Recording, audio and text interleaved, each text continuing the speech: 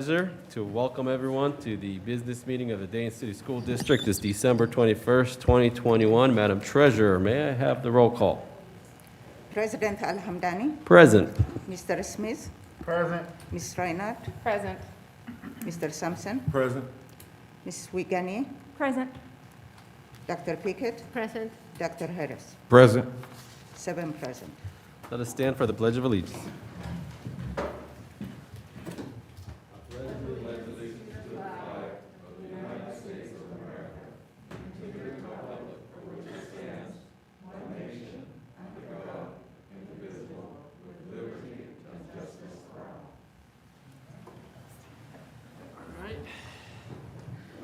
Superintendent, looks like we have a few special guests who are going to be presenting to us today. We do. It's a pleasure to welcome Dormetria Thompson and Megan Sullivan. They both are part of our neighborhood school centers and part of our 21st Century grants and part of the great work that happens at Fairview. Ms. Thompson will be talking about that program, the 21st Century there. And then Megan Sullivan is part of both Edison and Cleveland, and it's a pleasure to have you both here. This was one of those presentations that you had requested that we had to push back, so tonight is the night where they're going to present. So Welcome. who would like to go first?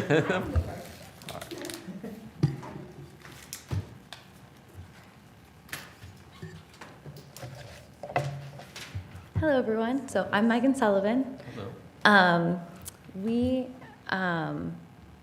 First, I'm going to specifically talk mostly about 21st Century at Cleveland. It's easier for my brain to talk about one school and then the other. So at Cleveland Elementary, we run the 21st Century After School program. You can go to the next slide, please. We provide evidence-based strategies to support the academic success of the students, and we also work on their social-emotional growth and physical development.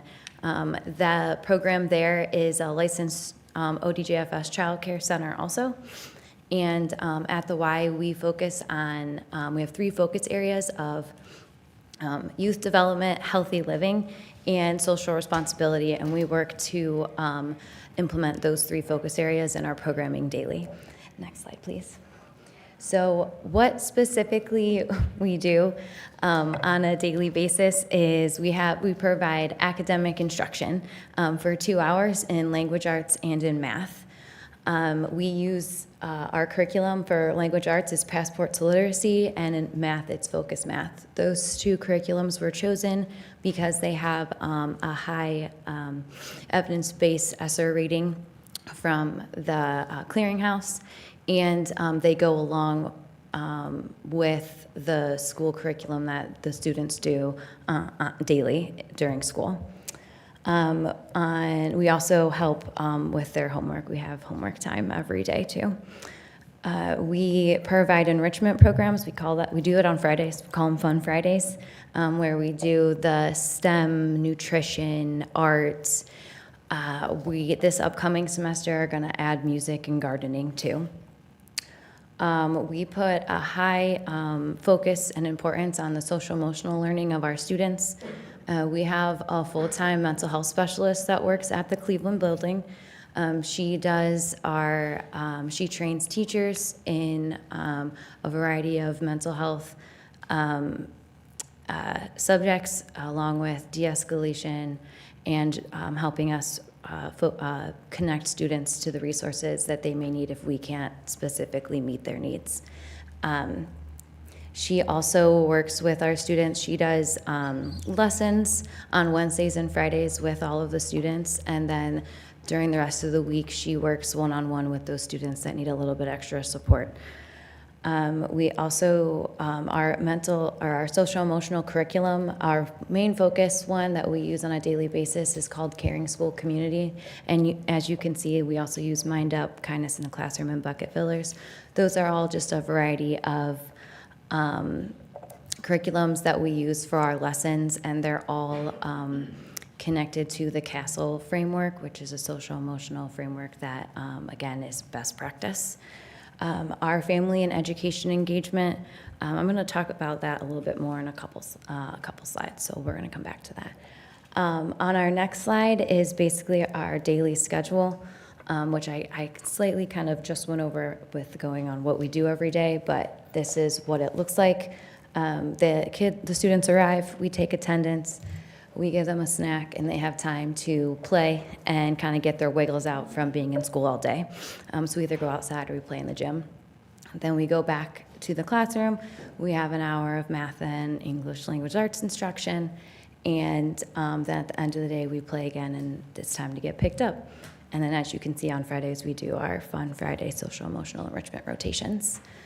On the next slide is what we schedule for the summer, which is very similar to what we do on a daily basis in the after school during the school year. The only difference is we do the breakfast in the morning, and they get an hour and a half of language arts and math instruction, and then lunch and recess. And then instead of Fun Friday enrichment, it's enrichment in every day in the afternoon. And then Fridays are field trip days where we've gone to Coastside, Newport Aquarium. We did a splash pad one day, just those fun experiences that get the kids learning and in a different way. On the next slide, we've gone over what we do, and I always like to focus on the why and why we're here and why we're doing this. And really it's to support our students and our families. So we're supporting them in their academic growth. We're focusing on their social emotional development and growth. There's been many different studies that support that well-implemented and structured social emotional programming positively affects academic outcomes. So again, we really hit that social emotional piece hard with our students, because we know if they're coming to us and they're having a bad day and their mind's everywhere, we're not going to be able to teach them anything. So we first try to focus, calm, and then get to doing our work. And then really supporting those families and providing a whole family focus. And that's part of where the Neighborhood School Center and the Family Resource Coordinator comes in, and how the 21st Century and the Neighborhood School Center work together. So when we're working with our families and we're building those relationships and we're finding out what their needs are, we have our Family Resource Coordinator there to help bridge those gaps and make sure that our families and students are getting the help and any resources that they need. On the next slide, and then again, how we do this is we have tons of partners that we work together with to make sure that the programming is the best that it can be, and then it's always getting better. So we have partners that help us with our enrichment on our Fun Fridays. We have partners like Omega and Dormitria that help us just plan and get better and find those evidence-based strategies that are working, and so we can continuously improve our programs. On the next slide, I want to go over a little bit about the evaluation. You guys have the full evaluation. I gave that to you as a handout, so I just want to quickly kind of go over what it looks like. Every year we do a local evaluation. Dr. Stock and the Business Research Group at UD do our evaluation, and they hit these 5 questions. And I'm going to go over 4 of them. The first one, the program's able to allot enough time for an hour of literacy and math. That's evaluated based on the schedule that I showed you, and they come visit to make sure we are keeping to our schedule. So on the next slide, student attendance. So this is all for this local evaluation. This is all last year's data. So obviously the evaluation has been completed for this current year. Our students at Cleveland, their attendance for the school day was 90%, which our goal is 95, but that still is really, really good, especially for COVID last year. And then their program attendance was, average was 82%. We had a low number of enrollees, so one of our students kind of brought our average down, so we also included the median, which was 88. And we actually had 9 students above that 95%. On the next slide, we're going to talk about the academic. So this question is, are students making progress, and are they growing? So based on Dr. Stock's evaluation, our students in the YMCA program in reading grew 7.7 points in their MAP score, and 12.8 points in math on their MAP. So that was really exciting for us to see. And then the next slide, our family engagement. This is all the family engagement ideas and events that we did last year. The big one was we called all of our parents when school was closing in December to ask, what do you want? And like, should we do a virtual? Do you want something in person? And they overwhelmingly wanted us to have programming in person. So one, they could get a break from their children, and two, so that they could go to work. I actually did have one grandmother that had 4 kids at home, and 2 of them weren't school age, so it gave her a break from the 2 school age kids, and so she only had 2 kids all day. So we actually moved to the South YMCA and ran programming there for December, January, and February. Which was fun and exciting. We do a family survey every year at the beginning and the end of the year. We sent out last year, because everything was changing rapidly, bi-weekly emails at the very least. There was a couple times parents were getting weekly emails from me. And then at the end of the year, we celebrated with a field day outside at Cleveland Park, right next door to the school. And then on the next slide is just a very long testimonial, but again, this is just one of the examples of our parents. She had 4 kids in our program, and they loved coming every day. And then her kindergartner, who was making great strides last year because she didn't actually attend preschool, so she was very behind, and we got her up to where she needed to be. So I'm not going to spend time reading that. And the next one is our social emotional. We use the DESA. It's the DeVroe Student Strengths Assessment. Last year, unfortunately, we could not do a pretest because you have to be with students in person for 30 days in order to accurately fill out that form. And we weren't with them for 30 days consistently until March anyway. So I actually ended up being like mid-February. So we just did a post-assessment on the DESA for our students, so that it checks their self-awareness and self-management, their social skills, and it helps us and my mental health specialist focus and create specific lessons for those topics that our students need. That's everything about 21st Century. I think I'm already over time, but our neighborhood school centers at Cleveland and Edison, again, we had 2 new family resource coordinators that both started in September and then have been doing phenomenal work. Both sites had a trunk or treat. Both have been doing the Backpack Friday program that has increased. We partner with Hannah's Treasure Chest to get extra resources and support for our families. And the couple newer things that we have going is at Cleveland, we got a $3,000 grant that one of our volunteers wrote for the garden. So we're revamping our garden.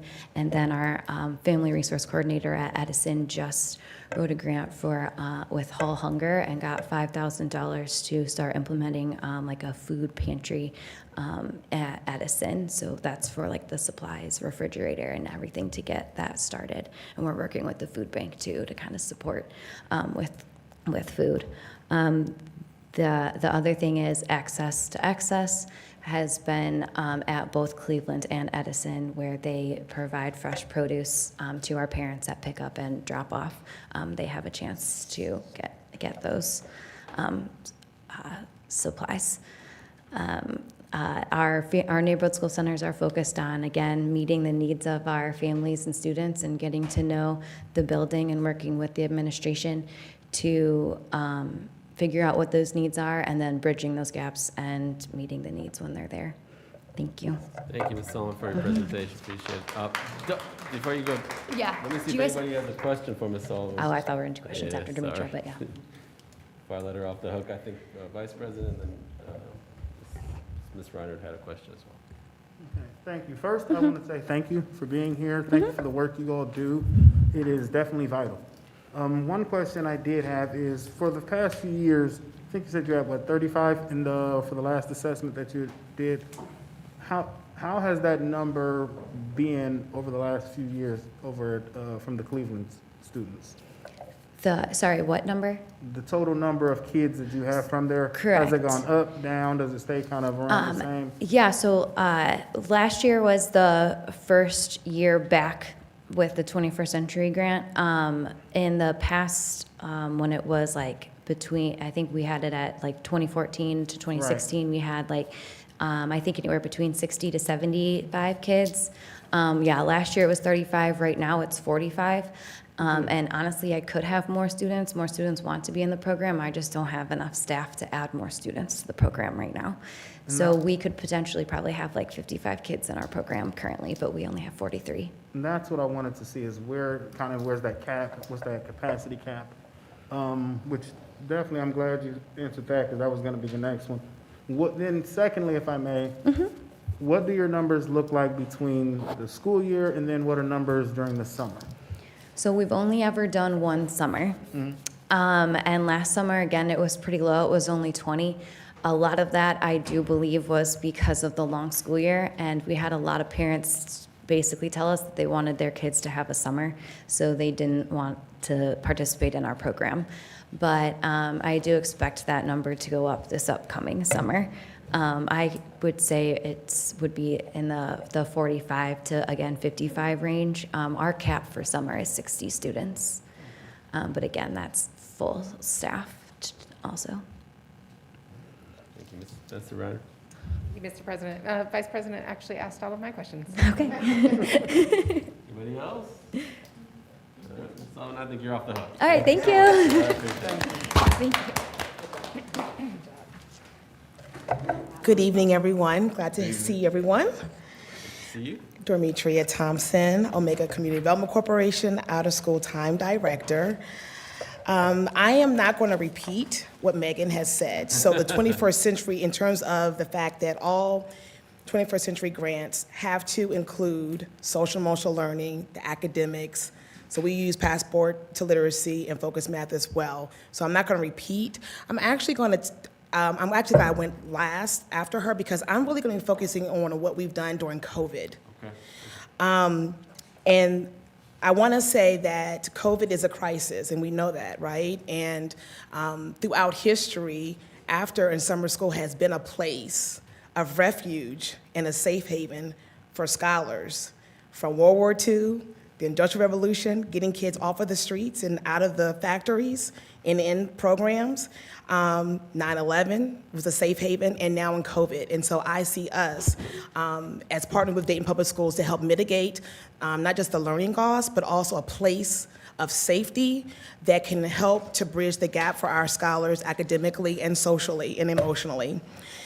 Next slide. And so when COVID hit in March of 2020, I immediately had a phrase that I came up with, and it was called being flexible and fluid. And that is the phrase that I continue to know that is what's needed during this time. And so I'm going to start right off the top with our numbers throughout our time in COVID. So when COVID hit in March of 2020, we continued to serve our scholars and our families virtually. We did this continuously through the end of the school year, and we served 40 scholars. And then we serve 40 scholars virtually, 35 scholars virtually during that time.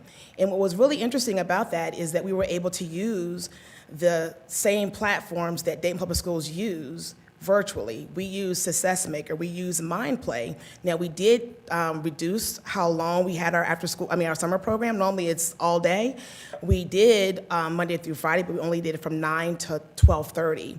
And it was very effective, and we were able to share that data back to Dayton Public Schools, and it was a win-win for our scholars. And then we picked back up, and we were virtual, as Dayton Public was virtual, and then we were hybrid, and then we were virtual again. When Dayton Public Schools went back into in-person completely, we decided to stay virtual. And during that time, we had 40 scholars, and then we went to in-person for the summer of 2021. We had 70 scholars. So while we were remote, with 40, we were able to actually be in person and having 70 from last summer. And now currently we are at 2 sites. We have 2 21st Century grants, one at Edwin Joel Brown Middle School and one at Fairview Elementary School, where currently we are serving 45 scholars at Fairview, and we're serving 28 at Edwin Joel Brown. I must say that when we started Edwin Joel Brown Middle School program, we started out with 4 scholars. I also must say that when we started in October, mid-October, and we're now in December. And so the growth of the capacity and the growth that we've been able to plant at Edwin Joel Brown is making a difference. And I'll tell some more about our showcase in a few minutes. So, next slide. So within Dayton Public Schools, neighborhoods, school centers, we all have a part to play. Dayton Public Schools has a part to play. Omega CDC and other nonprofit organizations have a part to play, as well as university partners and funders. And everybody has a role and a responsibility. Next slide. What does that look like? So for DPS, as advocacy, data sharing, which DPS, we're so grateful that definitely happens for our programs. Positive school climate. I'm involved with the BLT as well as the DLT. Our Family Resource Coordinator is also part of the leadership at Fairview. Omega CDC's role, again, we have our Family Resource Coordinator that's funded by DPS, parents and family support, as well, again, as that community engagement, that committee engagement, as well as the fundraising and the donor part. So we also have other partners, such as Megan talked about, Dr. Stock, our local evaluators are an important part of a high-quality 21st Century grant, and we're grateful for those kind of partners, as well as UD's Fit Center and other community partners that help us to soar and be successful on 21st Century sites. Next slide. This also means there's some really important critical success factors that are important in order for this to work. There's got to be a shared vision and accountability, relevant training and professional development. I myself, every month we have a PD. I'm really big on training staff. And so once a month, we do not have the program with our scholars every first Thursday. I make sure that we have a PD for my after-school staff. Part of that is always something professional. Sometimes it is personal. We make self-care, right? We're in COVID, so I've had self-care. A trained social worker has come in and actually led facilitation for my staff as well. Continuous quality improvement, right? As well as define rules of engagement. All these things are going to be really important factors to help us to continue to provide to serve the scholars and their families at both sites. So, going back to when March 2020 hit, our Family Resource Coordinator hit the pave running. He literally did. So what does that look like? That meant grab-and-go meals every day from March till June of 2020. He delivered hotspots to families at Fairview. He also did health and welfare checks, because if you're dealing with a hotspot, you get to have your eyes on the families.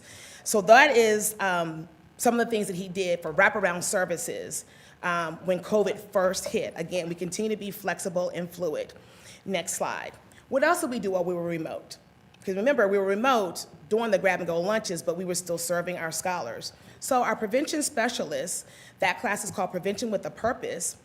We were remote, but once a week, our scholars from 5th through 8th grade still got to go to K-12 Art Gallery downtown, and they absolutely loved it because they got a chance to engage with their colleagues that they couldn't see because we were virtual. She also gave them care packages, and again, she did the welfare checks. And then you can see in the following slides the images of them at K-12 Art Gallery, the care packages. It would have healthy snacks in there, but we also know that art is great therapy, right? And so she would also, like I said, have other social emotional things in there. And then on the next slide, that slide, you see that we actually, once a week, I had staff to actually meet at the Mega CDC, and we actually put together bags that included curriculum pieces, fruit, nutritional things, all kind of things. And this was actually a fruit kebab that tied in to what Mariah did during her prevention class. So even though we were virtual, we were creative in how our scholars were able to get the things that they need during COVID. Moving forward, we also want to make sure that we gave incentives. So when Dayton Public Schools decided to not to meet between that November 18th through the November 3rd through the December 18th, we actually still met with our scholars virtually, and they really loved it because we were still connected. And so what I wanted to do is I want to make sure that our scholars had incentives for being present and being engaged. And so for those scholars who had perfect attendance, as well as were present, because we had different Google Classrooms, right? Those who were doing Harambe and had perfect attendance, they actually got not just a certificate, but they also got gift cards for just being present and being engaged, not just, like really being engaged, not just kind of watching, but fully engaged during the process. While we were also virtual, we were also able to, again, with the help of our family resource coordinator, to still see our scholars and families from a distance. We did a drive-through where we gave them resources, along with some food, gave them some really cool games. Santa was there. Santa, by the way, is one of my staff members who is also a teacher at Thurgood Marshall High School during the day, so we love to have Santa there. And then, as I said earlier, you can see on the next slide, that was, that next summer we did the summer that was completely virtual. Then you'll see here how, in the next slide, how when we came back, and when we came back and we were hybrid and then virtual and then we were completely virtual, we still want to make sure that we were being accountable to what the grant said, right? So we still need to deliver not just the enrichment piece of the youth development, but also the curriculum. And so we were able to do that in creative ways. We still had Harambe. You can see we had some of our Read Aloud guests that are some community leaders, young and old, that were present. Harambe, which means, Kiswahili, which means let's pull together. It is, it's affirming for our scholars. It's literacy, it's creative, it's music, and they love it. And so we still wanted to do that. And so on the next slide, these are actual Dayton Public School teachers. Some of them work with me during the summertime. One of them is not even staff at all, but when I said I needed some Read Aloud guests while we were virtual, they jumped right in. And the other, like I said, they're all also teachers within our program. Then we also still did our enrichment. So we did yoga. And so on the next slide, you'll see this young scholar doing the tree pose with our yoga instructor. We didn't want them to feel like they were left out. So what does that also look like? That meant Earth Day, the next slide. We gave them in their weekly package stuff that tied into Earth Day. And then you see them, they got the books, and now you see in the group picture during their Google Classroom, them actually holding up the Earth Day book, that brand new book that they actually got. And again, just trying to, my goal when we were virtual during COVID was to make the Chromebook invisible. That was literally, along with being flexible and fluid, I said I want this to be so great for our scholars that they forget that it's virtual. That was literally my goal. We did Black History Month. Make sure they had a Black History brand new t-shirt. Again, the activity book. Literacy, but it's in a really cool, fun, creative way. We provided, along with our FRC providing the hotspots, we made sure, the next slide, that we actually had headphones, because a lot of them, there's a lot of siblings in the house. And so, everybody doing that at the same time is a little challenging. We gave them additional resources in arts and crafts as well. So then we go to the data for the spring of 2021, which, again, it's COVID. And so for us, what did that look like? For our reading, it meant that our students in the after-school program, 36% increased actually their MAP data scores, and 11% of the students exceeded the national norms. Now, remember, this was the first time the test was taken was at home.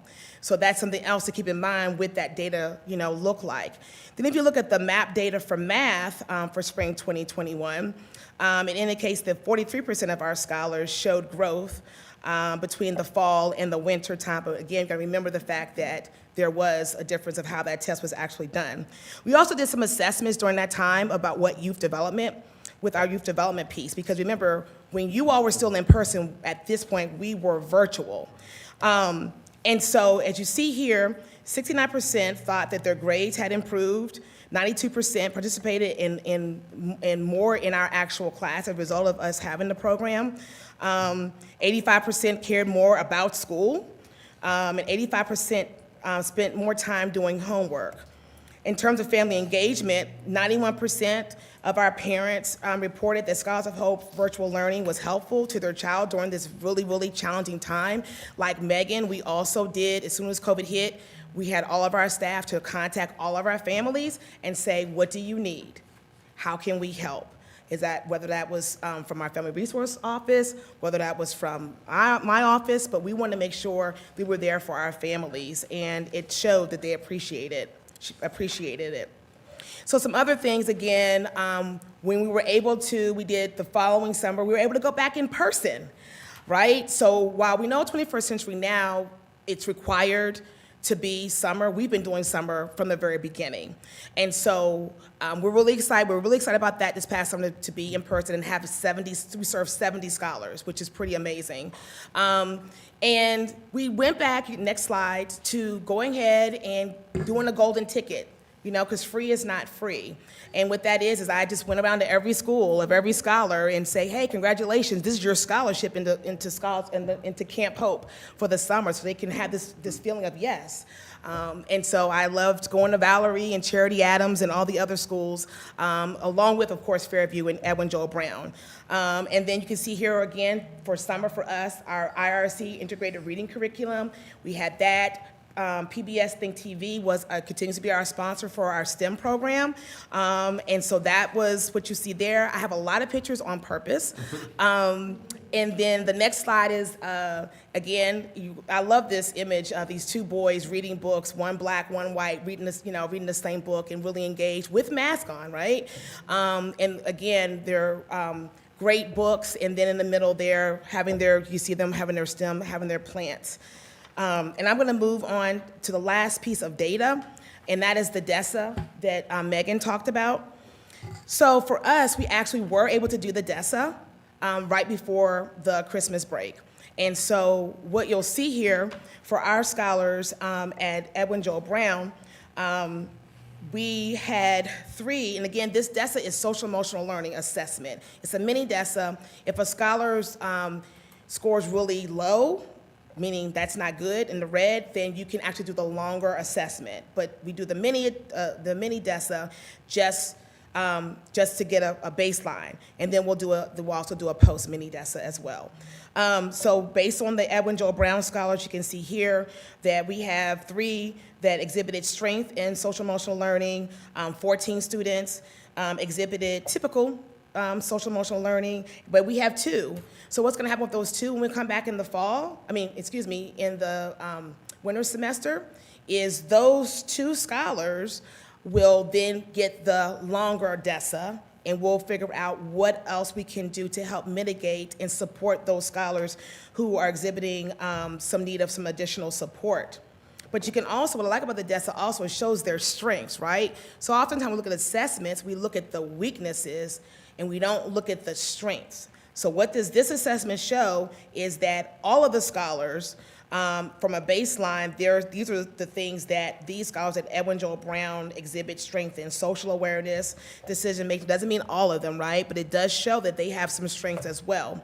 And then if you look at the DESA assessment for Fairview, we have 15 of our scholars who exhibit strength in social emotional learning, with 37 having typical, and then 3. And again, we're glad to see there's low number for both of those for both schools that need additional support. And again, they will get the long DESA. We come back with our prevention specialists and our team. And again, here you can see their strength, relationship and skills. And I love this optimistic thinking. Every month we do a buzzword, and this last month's buzzword was optimistic. So I love the fact that that word is on there. The other thing and we're so grateful, lastly, for the partnership with the Learning Circle, because we're able to pull data from the daytime that helps inform what we do for after school. And so this is live data. So incredibly grateful, again, to be able to have access to this. So this is not Scholars of Hope data. This is daytime data that helps us to mitigate, support, and be aware of what's going on with our scholars. You can see here the attendance for both schools. There's red in both, which is, alarming. And this was, again, I don't have December's, but this is for, November. You can see the areas excelling and good and in the watch, and then the warn, and then the alarm. And then the 2 more learning circles that I just want to look at, you all can look at the data a little bit later because I know I'm running out of time, is behavior. Again, super important for us because when our scholars are in our program, it's not a separation from the daytime. What I mean by that is they know if they have a challenge during the day, myself or the staff, there's Ms. Thompson, she's going to find out. Absolutely, because we're in this together. It's a partnership, so that they know that we're here to support them and to help keep them accountable, because they need that. And then the last thing also is their core academics that we were able to look at for their learning circles. And we were able to close out last week with our closing showcase. It was amazing. Very first inaugural showcase at Edwin Joel Brown. We went from 4 scholars, like I said, to having 28 scholars, and they were amazing. They were engaged, they were articulate, they were excited, and it brought tears to my eyes. Anybody knows me, it doesn't take much to do that, but I was just really moved because it was wonderful to see. And I told them, I said, you're making history. We talk about history being out there. I said, no, you're making history. You're the first inaugural semester scholars from Scholars of Hope at Edwin Joel Brown, and nobody can take that away from you. Your history. And so we have something to build on. We're doing HBCUs. So every classroom at Fairview is named after an HBCU. At Edwin Joel Brown, they're not sticking with one. They actually are being exposed to different historically Black colleges and universities throughout. So it's not just one. So with that, I thank you very much, and I'll take any questions. Thank you so much for your presentation. Appreciate it. Ms. Thompson, just give us a second. Let me see. Board members, any questions? All right, I'm going to start with Mr. Sampson first, and we'll come to you, Mr. Vice President. Thank you, Mr. President. I don't have a question. I just want to say thank you to Ms. Thompson and Ms. Sullivan for your excitement Yes. about serving not only our scholars, but also serving the families in the community. Your excitement is absolutely contagious, and I just want you to know that we appreciate all that you're doing. Thank you so much. Thank you. Mr. Vice President? First, thank you so much for this. I actually appreciate the work that goes into the things that we always talk about, test scores, and the work that goes into the things that no test score can show. Working on the affirmations, working on the socio-emotional learning, those pieces, and that's a blessing, so I really appreciate that. And so it leads into my question of when, like you showed in your data, that there's some alarms and there's some students that might need a longer DESA, how can the district be a partner to say, hey, because we share data, but then how can we also not just share a data share, but relationship sharing? That way it's like, hey, we've noticed that this child has these things, we've seen these after school this is how we might think that you can help in that morning piece too, knowing that we have to work collaboratively. So are there things that, and it might not be something now that but definitely want to see how can we as a district help when you get those assessments and say, hey, this child has some flags, we're working with this, but these are some of his strengths or her strengths as well. And let's lean into some of those as well. So I really think as a district, I would love to see how can we assist those, and then how can we help, especially when we're talking about capacity and we're talking about the number and recruitment, like things like, especially at Edwin Joe Brown, knowing that this is a necessity for our kids, that safety Desperately net needed. that this provides. So I'd love to see how our district can help in those aspects as well. I absolutely would love that. Absolutely, yes. There are no other questions. I think you're off the hook as well. Okay, It's great to thank see you you. so and Thank you much. so much for Thank being you. here. Appreciate you. Thank you. And I'd like to thank Dr. Word for also being here. Thank you for, is there anything you'd like to say? No, we're just grateful to be here and have the support of the district. It's really just been wonderful. We're great partners, and so I appreciate that. Thank you Thank you. so much. All right. Next, we have the hearing of the bargaining units. Any bargaining units in attendance today? Do not think so. Next, we have the hearing of the public. Madam Treasurer, do we have any speakers today? Yes. Heather Winnick, Is Winnie here? okay. I think they're here. Nathan Shalia, Is that Nathan? Nathan, Shield? yeah, yeah. Come on up, Mr. Shield.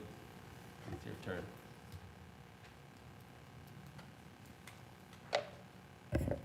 Test? All right. You're okay to remove your mask if you want to. No, that's all right. I'm all right. Good evening, Superintendent Lally, President Al-Hamdani, and members of the board. My name is Nathan Shields, and I'm a resident of Dayton, as well as a current Dayton Public Schools high school educator. I would like to address you this evening regarding the technology refresh in school buildings that's occurring over this holiday break. I believe the disruption that this refresh will have on teaching and learning will be significant. The refresh will remove ease of access to one-to-one technology and therefore crucial computer skills practice time from our students. For teachers, the refresh will interrupt established classroom procedures in the middle of the school year. Teachers have effectively leveraged digital tools to provide substantial feedback in a timely manner, help students track their own progress, prevent loss of assignments by providing digital delivery options, engage students who are English language learners through translation software, practice mathematical modeling and advanced calculation easily and often, and accelerate student learning through efficient delivery of differentiated learning materials. I do understand that teachers will still be able to schedule computer usage for their students and thus continue to appropriately leverage digital tools to improve student achievement, but now at a reduced rate. This reduced rate of technology usage in the classroom has been framed as beneficial. Studies from 2014 and 2019 do show correlation between computer-based note-taking with reduction in achievement and answer quality, and correlation between extended use of computers with reduction in achievement, respectively. However, studies from 2016 and 2019 show correlation between one-to-one computing and improved differentiation of instruction, and correlation between moderate use of technology for targeted skills practice with improved achievement in mathematics, respectively. Furthermore, teachers will still be held accountable to EdInsights, a digital assessment tool. Presently, EdInsights assessment windows are open for one instructional week. Due to the technology refresh, teachers will have less flexibility in planning when to give and have students make up an EdInsights assessment. Will the district be extending EdInsights assessment windows in the second semester? I understand that upgraded equipment is coming as part of the technology refresh. I'm hopeful that the upgraded equipment comes before the end of the current school year and that it provides one-to-one access to technology for our students. Under-resourced classrooms have effectively leveraged one-to-one technology to accelerate student learning and close the digital divide. I'm confused as to why this refresh had to happen in the middle of an already difficult school year and could not have waited until the longer summer break. As a resident of Dayton, I am concerned that changes of this kind in the middle of the school year may make hiring highly qualified teachers more difficult and may push out existing teachers that our district desperately needs.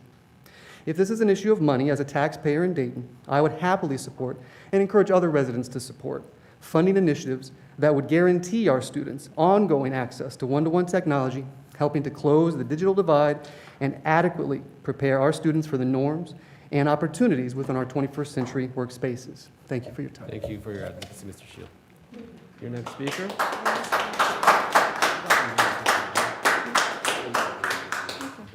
Jamie Ryan. Sorry, say that one more time. Jamie Ryan. Jamie Ryan?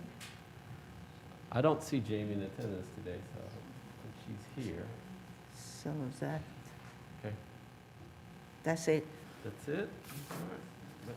Superintendent, did you want to address the I- 101? Yeah, I just want to say that the L-15s that are being removed from your building, those were leased, and the lease is up, so we have to return those.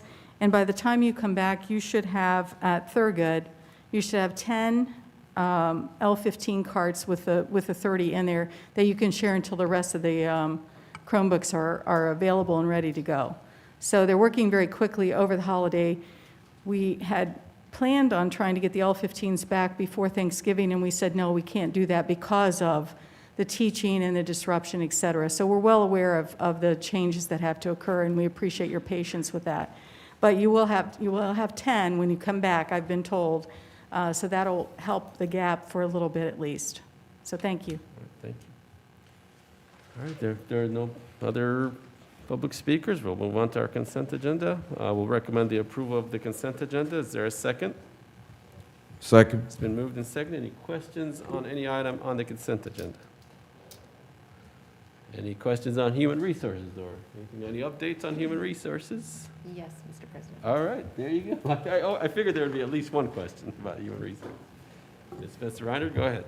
I would just like to get an update from HR about, we have a number of new line items on the HR agenda, and if there's an update, I would appreciate that very much. Thank you. Of course, always prefer to do that, and appreciate the opportunity. Thank you for board for allowing us the opportunity to share where we're at our numbers. We have decreased the number of intervention specialist vacancies down to 2. A week ago, it was 3. We've hired a licensed teacher in the last week. There are, again, a number of positions that are long-term subs, and every time we have an opportunity to replace that with a licensed teacher, we do so. Really, it's kind of the clerical positions are what is our high number right now.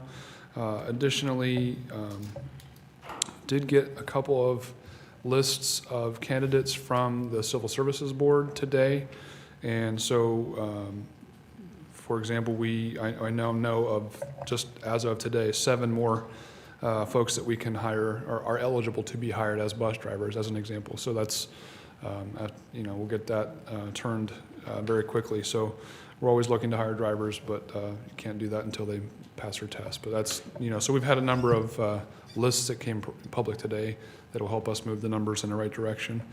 But really, things are kind of right where they were pretty much since a week ago. I don't know if there was any specific questions that you wanted me to address. No, not from me.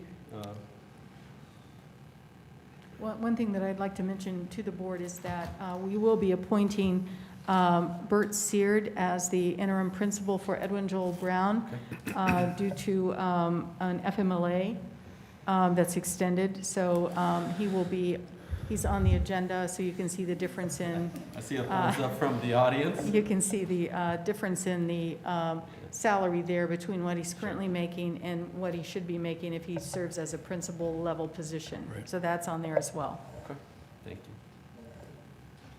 No other questions? I think you're off the hook, sir. Thank you, board. Appreciate it. Agenda? None, let us vote.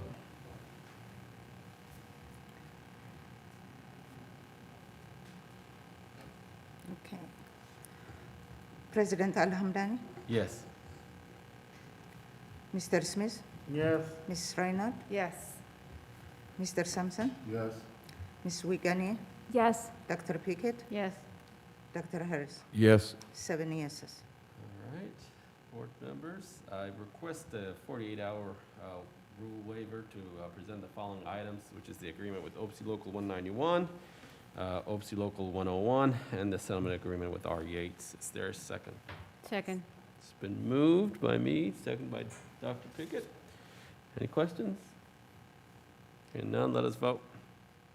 President Al-Hamdani, Yes. Mr. Smith, Yes. Ms. Reinhardt, Yes. Mr. Sampson, Yes. Ms. Wiegany, Yes. Dr. Pickett, Yes. Dr. Harris. Yes. 7 yeses. All right, motion's passed. Superintendent, your recommendations, please. I'd like to recommend approval of the Human Resources DEA after July 10th. It is moved. Is there a second? Second. It's been moved by me, second by Ms. Karen Wick Gagne. Any questions? Hearing none, let us vote. President Al-Hamdani, No. Mr. Smith, No. Ms. Reinhardt, No. Mr. Sampson, No. Ms. Wiegany, No. Dr. Pickett, No. Dr. Harris. No. 7 no. All right, your next recommendation. I'd like to recommend the approval of the memorandum of understanding for the vacation payout. It is so moved. Is there a second? Second. It's been moved by me, seconded by Mr. Sampson. Any questions? I think we went over this a little bit last week, if you don't mind. As a refresher, this was the vacation pay because of the time people couldn't take off last year because we kind of had people come in later in the year than we used to, correct? And they could not take their vacation time because of the COVID situation. Yes. And as they were trying to use it up before the deadline of June 30th, they were denied that vacation. Sure. So many of them lost the time, which consequently means they lost some of their benefit. Yes. So this takes care of that. All right. Any other questions? Hearing none, let us vote. President Al-Hamdani, Yes. Mr. Smith, Yes. Ms. Reinhardt, Yes. Mr. Sampson, Yes. Ms. Wiegany, Yes. Dr. Pickett, Yes. Dr. Harris. Yes. 7 yeses. All right, your next recommendation? Recommend the approval of the AFSCME Local 101 contract. It is so moved. Is there a second? Second. I'm going to say second by, who hasn't seconded yet? I'm gonna Karen. All right, Ms. Karen Wiegany, you're the second. All right. Any questions on the local 101 agreement? You're winning today, Karen. Seeing none, I'll take the vote. President Al-Hamdani, Yes. Mr. Smith, Yes. Ms. Reinhardt, Yes. Mr. Sampson, Yes. Ms. Wiegany, Yes. Dr. Pickett, Yes. Dr. Harris. Yes. 7 yeses. All right, your next recommendation. Recommend the approval of the contract with OPSI Local 191, the lead child care group. It is so moved. Is there a second? Second. All right, it's been moved by me, seconded by Ms. Reinhardt. Any questions? Hearing none, let us vote. President Al-Hamdani, Yes. Mr. Smith, Yes. Ms. Reinhardt, Yes. Mr. Sampson, Yes. Ms. Wiegany, Yes. Dr. Pickett, Yes. Dr. Harris. Yes. 7 yeses. Your next recommendation. I'd like to recommend the approval of the contract for OPSI Local 101, the SROs. It is so moved. Second. It's been moved by me, seconded by Mr. Sampson. Any questions? Hearing none, let us vote. President Al-Hamdani, Yes. Mr. Smith, Yes. Ms. Reinhardt, Yes. Mr. Sampson, Yes. Ms. Wiegany, Yes. Dr. Pickett, Yes. Dr. Harris. Yes. 7 yeses. All right, all the agreements have passed, and I want to say, thank you to the folks who we've been negotiating with for the last year, and we really are looking forward to move forward together, and I'm glad that we got them taken care of this year, so appreciate that. Your next recommendation. I'd like to recommend the approval of the resolution involving Christine Irby. It is so moved. Is there a second? Second. It's been moved and seconded by Ms. Spencer Reiner. Any questions? Seeing none, let us vote. President Al-Hamdani, Yes. Mr. Smith, Yes. Ms. Reinhardt, Yes. Mr. Sampson, Yes. Ms. Wiegany, Yes. Dr. Pickett, Yes. Dr. Harris. Yes. 7 yeses. All right, your next recommendation. Recommend the approval of the settlement agreement with R. Yates. It is so moved. Second. It's been seconded by Ms. Wig Gagne. You are winning today.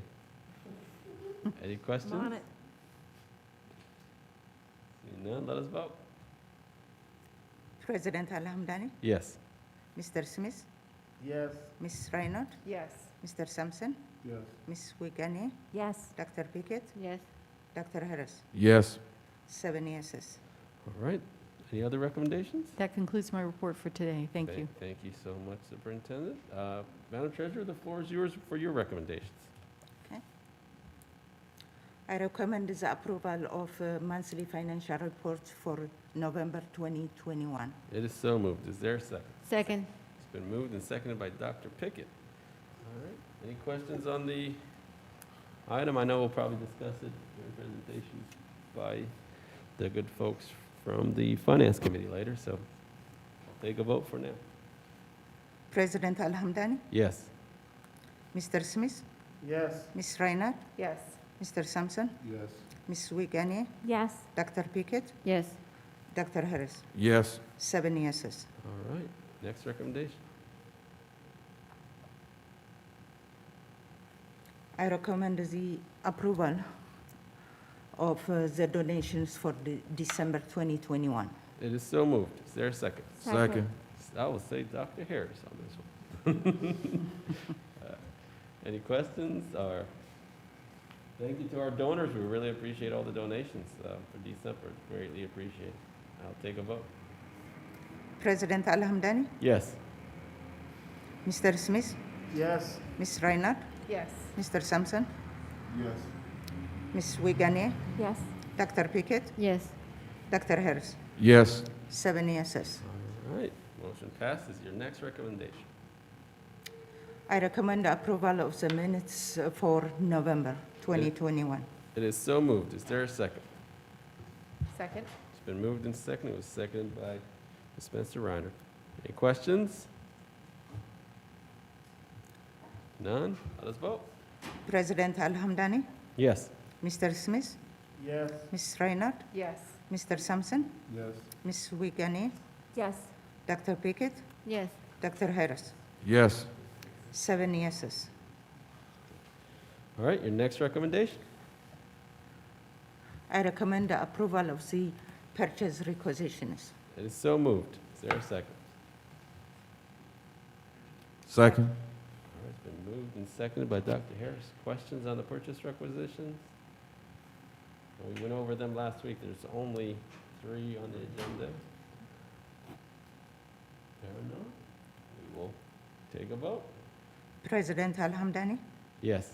Mr. Smith, Yes. Ms. Reinhardt, Yes. Mr. Sampson, Yes. Ms. Wiegany, Yes.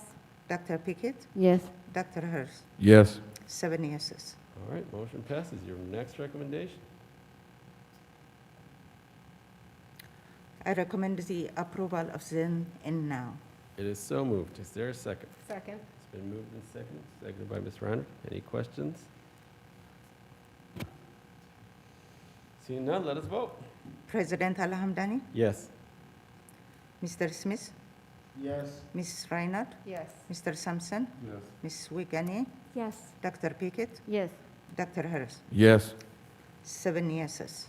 All right. Madam Treasurer, do you have any more recommendations? That concludes my recommendations for Thank you tonight. so much. I appreciate your hard work today. Thank you. Board members, now we're in new business, and first we have a resolution to adopt the DPS Athletic Hall of Fame. Would you like to make the motion, sir? since it's- Yes, sir. Do you need me to read it? No, just go ahead and make the motion so I can second it for you, since it's. Okay, well, I would like to move that we accept the resolution to adopt the DPS Athletic Hall of Fame. We'll second that motion. Now, is there any questions, or would we like this motion read out loud? You want to go ahead and kind of tell us a little bit about it, Mr. Smith? Yes, it's, well, understanding that the DPS, our district has a rich heritage of athletic achievement, not just as far as wins and losses, but understanding what those extracurricular activities provide for our students, our families, the opportunities that it has provided them throughout their lives, what it's given back to our community, and then understanding that we have a number of athletic championships and people in our community that have not been able to see, we have our Roosevelt alumni, we have our Roth alumni, Colonel White alumni, Patterson alumni. I really think that it's vital that we find a way to not only lift up those programs and teams, but those coaches, those volunteers that have helped out, those teachers that have helped out. And so being able to do that for not only our community and those that have passed, but also to serve as good role models for those looking forward in the future, and to really lift up and honor what we've done in this district and to have it tangible so we can be able to see our history and honor those And that is why I move that we establish the Dayton Public Schools Athletic Hall of Fame. Is there a plan to where you're going to house the Hall of Fame, or is there that in the works? Okay. That is in the works, and then also we'll be creating a Dayton Public School Hall of Fame Executive Committee, which would be through work with the Executive Director Jones in athletics, the board, and then Dr. Lally. We'll also have a criteria selected. The resolution also establishes that we'll have an induction ceremony yearly, annually, so that we can put it out there and really honor people in our community and what they've done for not only DPS, but their community and their families. So many people have put in, so there will be a lot more coming out to talk about the committee and how people in the community can help out and be a part of this as well. Any other questions on that? Seeing none, let us vote. President Al-Hamdani, Yes. Mr. Smith, Yes? Ms. Reinhardt, Yes. Mr. Sampson, Yes. Ms. Wiegany, Yes. Dr. Pickett, Yes.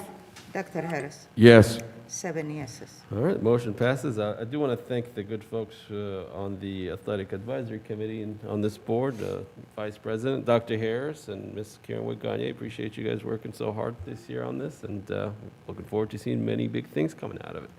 And congratulations. All right, board members, next, this is the last board meeting of this year, which means I will take a recommendation for a President Pro Temp to open the January 11th, 2022 organizational meeting. Is there such a recommendation out there? And just for the record, it cannot be me or Dr. Harris. Don't you all speak at once. I will make the recommendation that it's Ms. Karen Witt-Gagne to be the President Pro Temp for the meeting on January Second. 11th. It's been seconded by me. It's either two outgoing board members. Threw you under the bus, Karen. Any other recommendations out there? All right, hearing none, I'll take a vote on that. We need did we second on that? Yeah. Seconded by Dr. Harris. Oh, I missed that. Yeah, I apologize. I said the two I was looking at outgoing. Karen's face, I got distracted. Yeah, yeah, it's the two outgoing ones throwing Karen under the bus, right? Okay. Yes. Okay. President Al-Hamdani, Yes. Mr. Smith, Yes? Ms. Reinhardt, Yes. Mr. Sampson, Yes. Ms. Wiegany, Yes. Dr. Pickett, Yes. Dr. Harris. Yes. 7 yeses. Well, congratulations, Karen. You're the President Pro Temp next year. And President Al-Hamdani, before you move into new business, I'd like to ask that Vice President Smith and Board Member Reinert come forward, and all of us move into the front of the podium. We're all moving forward.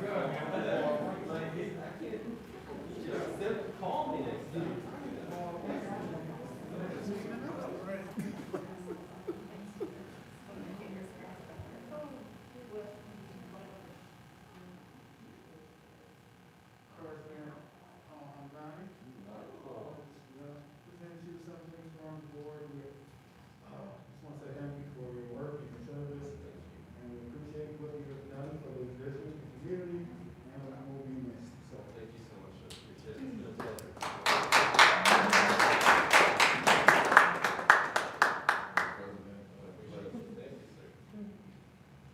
And if I may, I'm going to read into the mic for this. They do.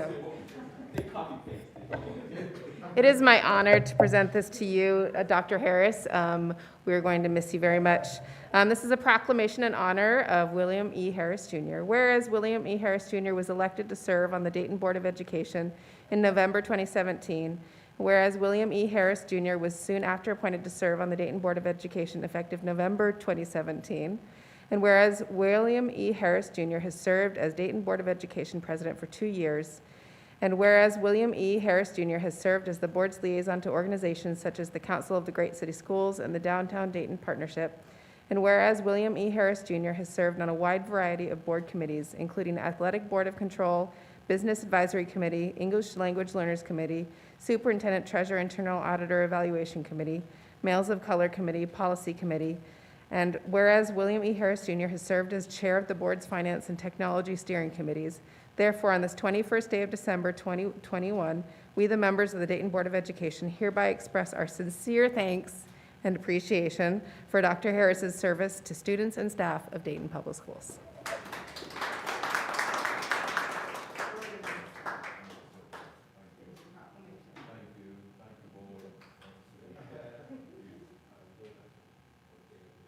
Yeah, it's like a group picture. Yeah, you want to set the bag down maybe?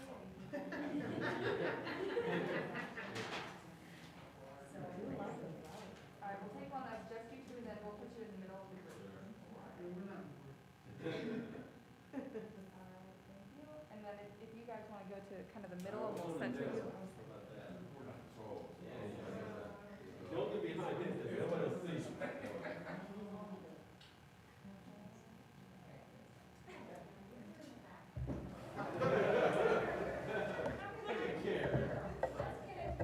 Well, maybe. Is that all right?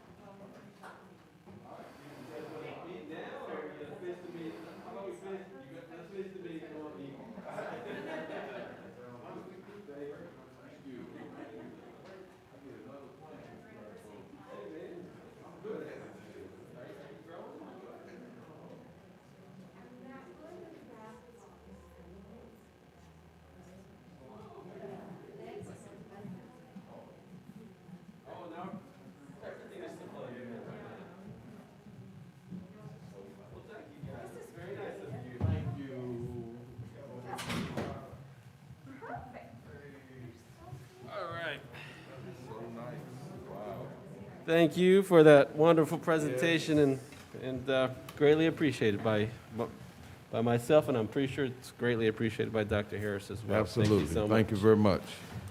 All right, now that we're back to business, Ms. Spencer Reiner, I'm going to start with you because I believe you have a second policy reading. I do. This is a resolution to adopt board policy second reading, inasmuch as the Board of Education is committed to the continual updating of its policies, rules, and regulations manual, and the committee which was appointed has been working toward that goal. The following is brought at this time for second reading in compliance with board file.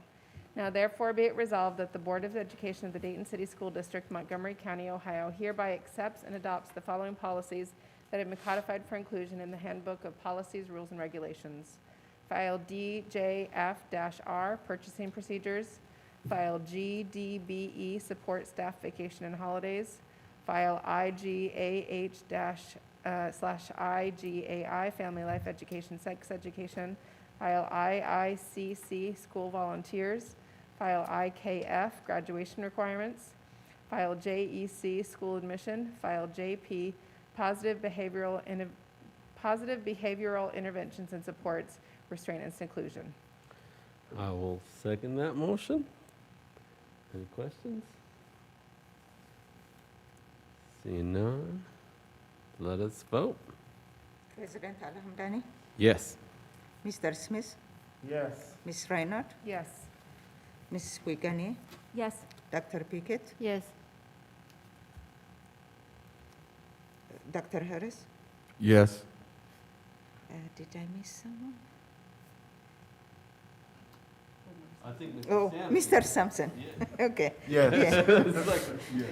Yeah, I only had 6. Okay. 7 yeses. All right.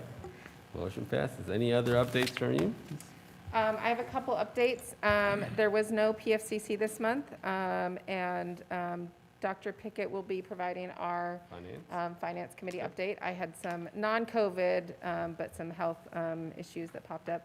What I did want to say, first of all, is that next month, I'm going out to DC to do the annual National School Board Association Advocacy Institute. It was virtual last year, and I'm grateful that we'll be in person this year. Hopefully, Keep your fingers crossed. Yes. right, hopefully the public health conditions will remain so that we can continue to do that really important work. I'm looking forward to seeing what's on the legislative docket and advocating for public education. And lastly, I just wanted to wish everyone, first of all, one of my favorite holidays is today. It is the winter solstice.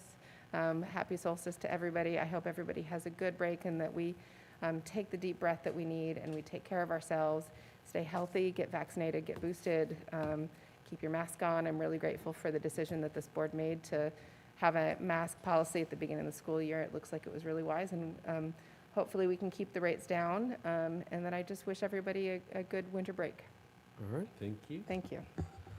Dr. Pickett, since you're doing finance, I'll go to you next. I was hoping you would not mention finance because I'm not sure what else to report other than all the finances look What's on the, good. board- on the, Yes. your report is the month, how are we doing financially? I think you attended. Everything checks. Everything has been reconciled. All right, perfect. Anything else you want to tell us from the finance ESL committee. I did have a meeting for the ESL, Okay, and we're working on trying to figure out what's the vision that we're going to have and how we can move forward, identifying the issues and communicating in a very effective way. I also want to say happy holidays for everybody. Stay safe. And thank you so much, Dr. Harris and President Al-Hamdani, for all that you've done. When you are really, really, really old and your grandkids, want to ask you something, you can always tell them that you were a board member in a time of pandemics, and you'll have a lot to say. So thank you so much for everything. I guess so, yeah. That's all, Mr. President. thank you so much for that. That's great. Appreciate that. Mr. Sampson, I'll go next to you, sir. Thank you, Mr. President. First, I want to say thank you to you and Dr. Harris for Thank you, sir. your service. Thank you, sir. To the school board and this community. And there's no doubt in my mind that you both will continue to serve in the capacity of serving the community. Secondly, I want to wish everyone happy holidays. I did get some phone calls today from some educators, administrators that said they would like these 2 weeks to go as slow as possible. And then you have parents who are saying they needed to speed up. Speed it up. So I wish everyone happy holidays, get the break, the rest that you need, continue to stay safe. And then lastly, I said it earlier, to our 21st century partners, our neighborhood school centers, I'm a little biased, but your energy, your service is contagious, and I want to say thank you again. One thing that I learned out of your presentation, and I want to say to the community, one thing about 21st century and neighborhood school centers, I've learned that the parent and family voice matters. And so I want to say to this community, your voice matters. And if there's anything that is concerning to you about what is going on in your child's school or this district, please know your voice matters. And all you have to do is show up at a meeting, sign up, and speak. We can't do much with you airing out on social media. Right. Please show up and share your concerns so we can hear them face to face. Thank you, Mr. President. That's all I have. Thank you, Mr. Sampson. Appreciate it. Ms. Karen Gagne, I'll go next to you. Thank you. I first wish everybody a happy holiday, happy, safe holiday season. Encourage everybody to get vaccinated. I believe it's the right thing. I believe it's a healthy thing. So, and wear a mask and continue to be vigilant as we move through all of these interesting times. I so enjoyed the 21st century presentations. Thank you so much for your work. It's very exciting. It is my hope that every school at Dayton Public Schools in the junior high elementary education program have tools to the access and the wonderful things that you provide. So thank you for that. Some great press in the paper this week. Thurgood Marshall had some actual job hiring applications. Some people from the Dayton Police Department and Dayton Children's. We're at Thurgood Marshall doing job interviews. Super happy about the work that's happening with the Business Advisory Committee. We have our new parent committee, which is going to bring exciting progress to all of our students at DPS. So I'm so grateful for the work that continues. So appreciate you all.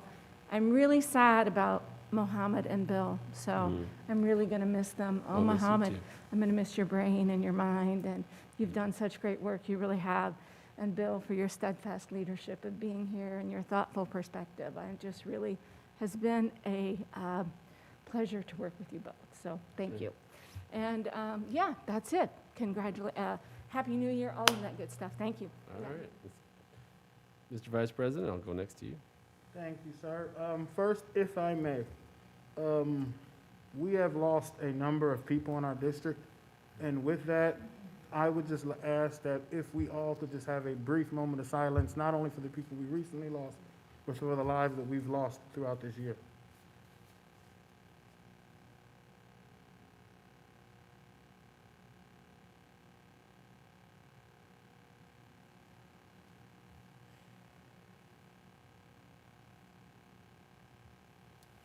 Thank you. With that, sir, I would want to say, before we even get into business, understanding where we are just in life. The people we lost, it creates not a hardship just for their families, for the people they touched. You know, losing a transportation, losing a teacher. One of the people that we lost in our district was actually my son's teacher. And having an autistic son who, the relationships that he builds with the people, you know, when I told him about this, I think it was the first time he almost cursed. He was so just hurt. No, I mean, and it's a real thing. And so understanding the losses, and, you know, my condolences go out to the families, and my heart go out to the people that they've touched. And, you know, we don't always look at the roles that people play in our district and how many lives they touch. So I definitely appreciate everybody doing that. We did not have an athletic advisory council meeting. We have one coming up in January. I look forward to that. I look forward to building with our superintendent and Director Jones around our Hall of Fame committee. I'm really, really excited. I'm really excited to see the bickering in the community about who should be inducted, but I mean, it's a good bicker.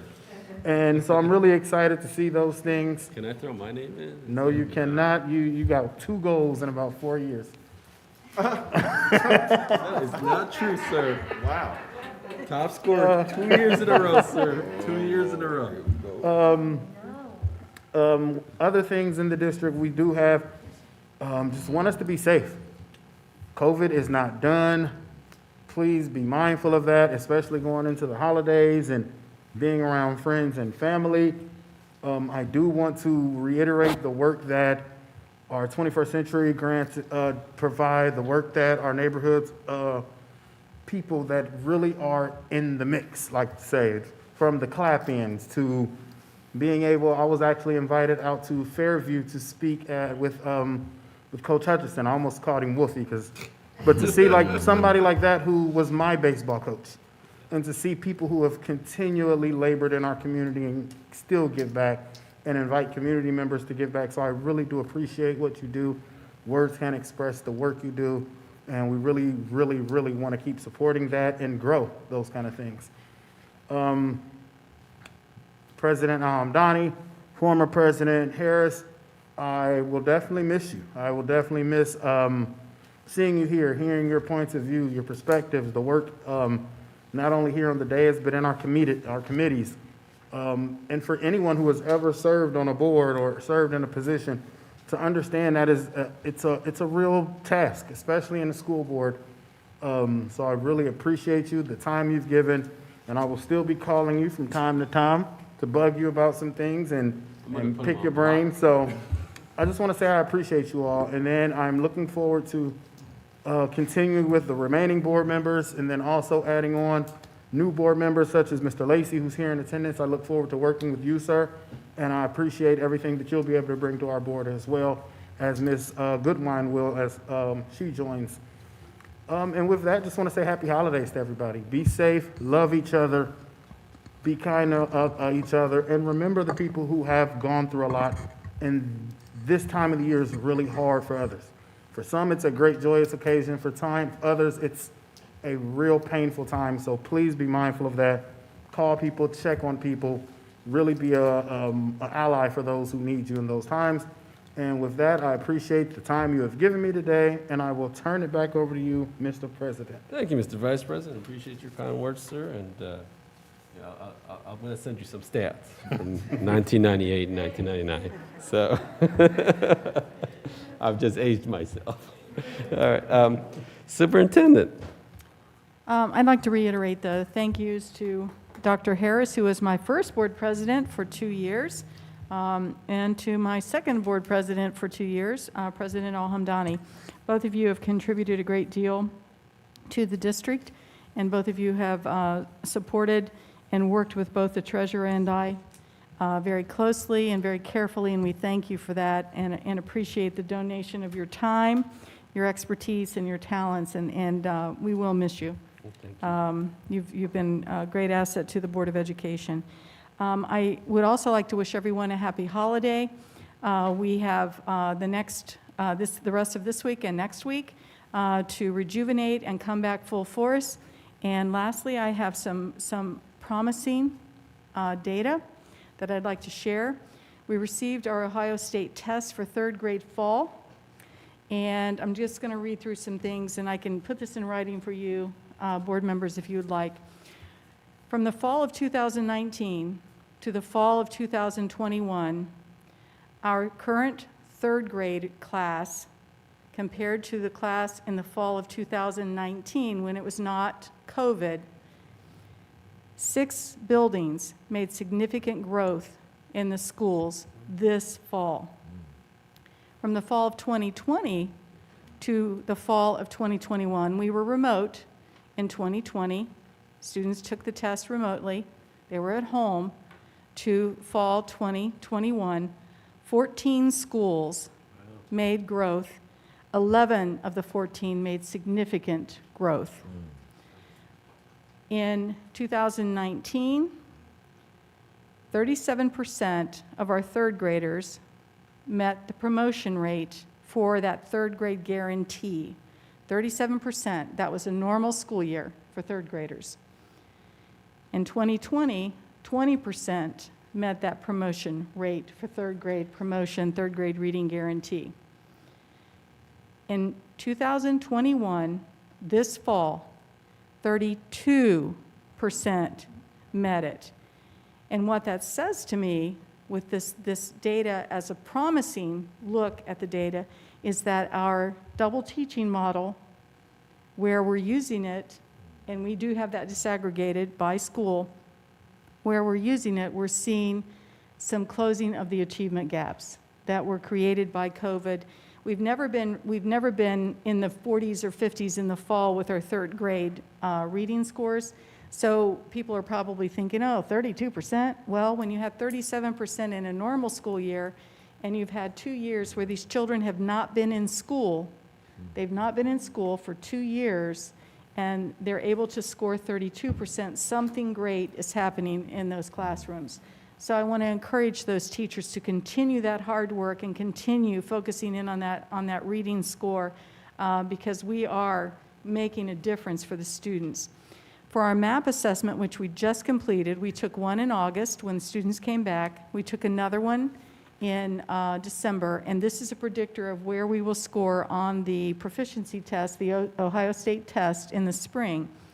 Right now, kindergarten through 8th grade, in math, 48.2% of our students are on track for 1 year's worth of growth.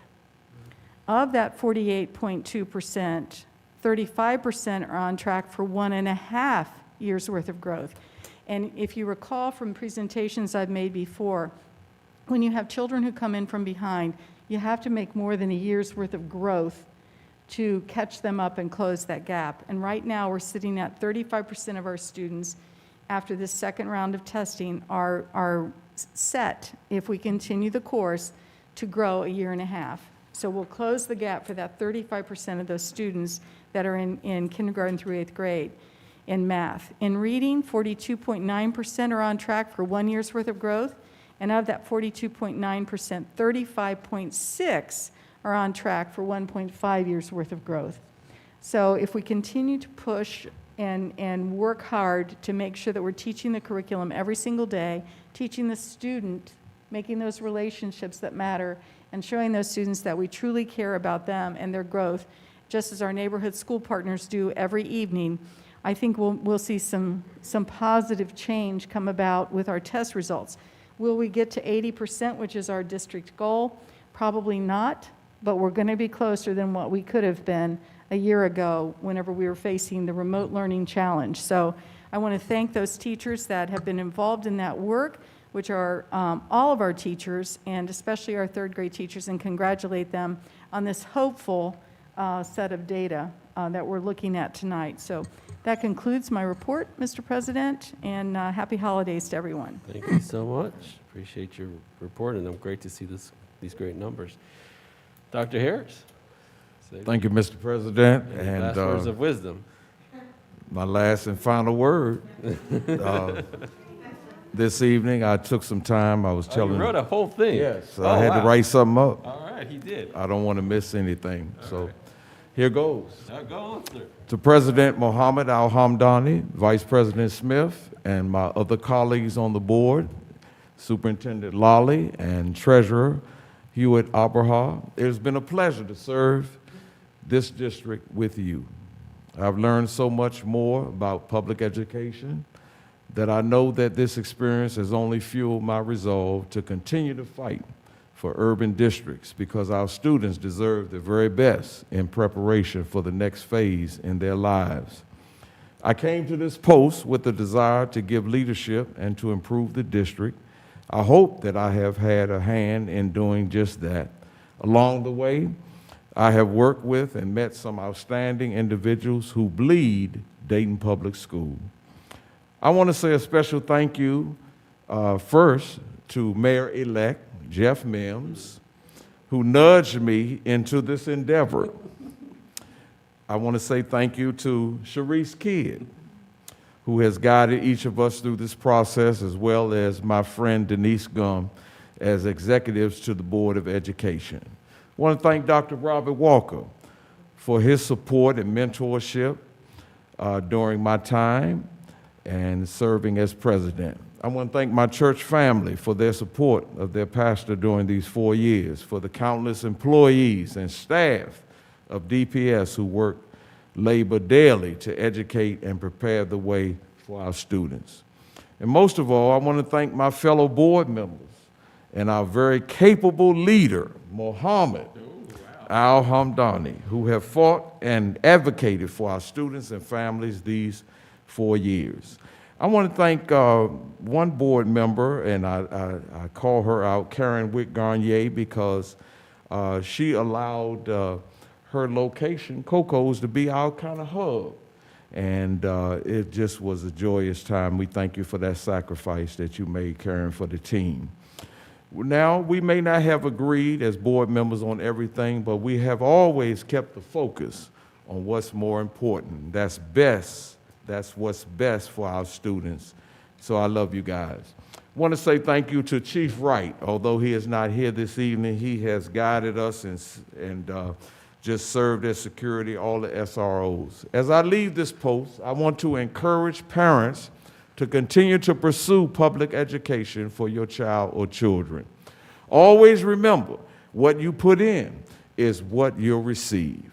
Consider HBCUs as a viable choice for the future, with an emphasis in giving back to your community. Finally, I want to express my appreciation and admiration for our treasurer, Hewitt Abraha, and our superintendent, Dr. Elizabeth Lally. To our treasurer, the work that you and your team perform for this district is outstanding. We have been in great financial condition due to your consistent manner in following best practices. I have witnessed your dogged determination to not exceed the budget as well as strict adherence to spending. While for some that may be a pain in their neck, it comes with the territory. So I want to thank your treasurer for your outstanding leadership. Thank you.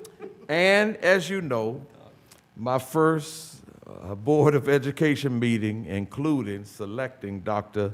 Elizabeth Lawley as interim superintendent at that 6-hour marathon. She has risen to the top and shown that she is the cream of the crop. In spite of every challenge that this district has faced, internal and external, she has never wavered in her advocacy for our students and family. Leading a district this size is a mammoth undertaking, but you have been, Dr. Lawley, a consistent and steady leader. I know that I have left many people out, and I want to apologize, but just know that each of you have added to my journey. So I want to thank you, Dayton Public, for the trust that you have placed in me. I'm very grateful. I bid you farewell. I dropped the mic, and Merry Christmas. You know, sometimes I forget you're a preacher.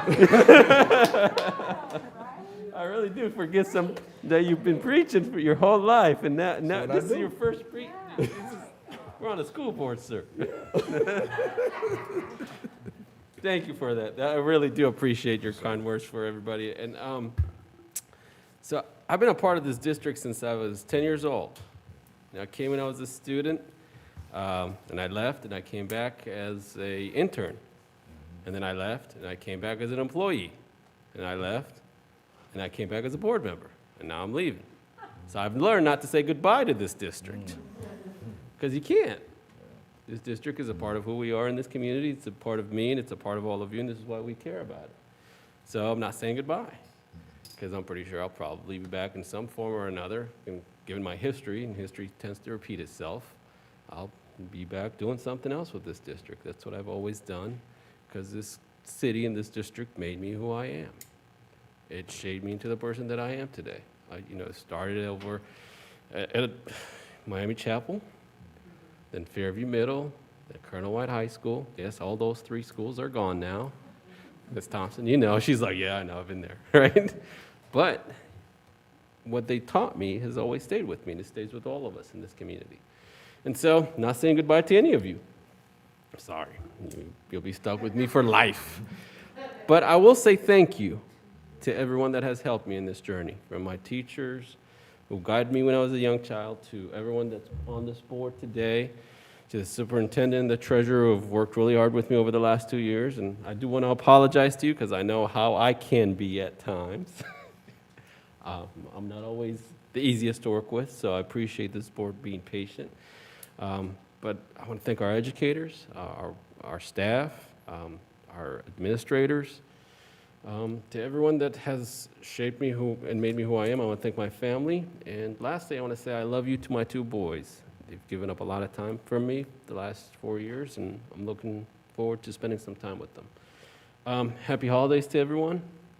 And I will say that, one of the things that makes me feel comfortable leaving is I know we're leaving the district in good hands. So you have great board members who are still on this board, and great board members coming onto this board who will do a great job and guide this district forward. And despite all the dark clouds gathering around this country, I know they will make the right choices, and I'll be praying for them. So thank you all, and I'll see you again. I'll see you later. At this time, board members, I will, pursuant to section 121.22G2 of the Ohio Revised Code, I move that this board go into executive session in room, I don't know, it's on the 4th floor. What's the room number? The conference room on the 4th floor. This meeting is being held to consider the preparation of negotiation or bargaining session with public employees concerning their compensation or other terms of condition of their employment. To consider the employment of dismissal of employees. Is there a second? Second. It's been moved and seconded. Any questions? Hearing none, let us vote. President Alhamdani, Yes. Mr. Smith, Yes. Ms. Reiner, Yes. Mr. Sampson, Yes. Ms. Wiegany, Yes. Dr. Pickett, Yes. Dr. Harris. Yes. 7 yeses.